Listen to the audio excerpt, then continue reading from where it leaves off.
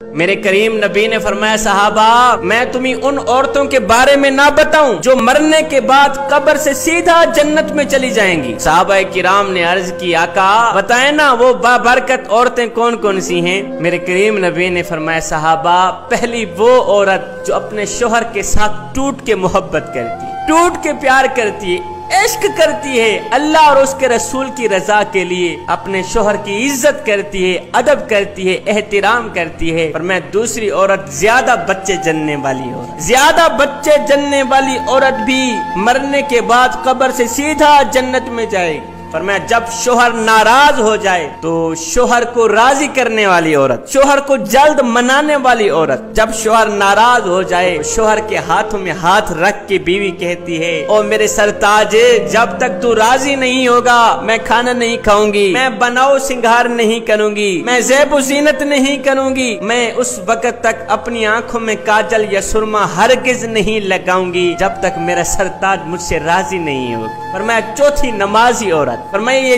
چار بابرکت عورتیں اس طرح کی ہیں جو مرنے کے بعد قبر سے سیدھا جنت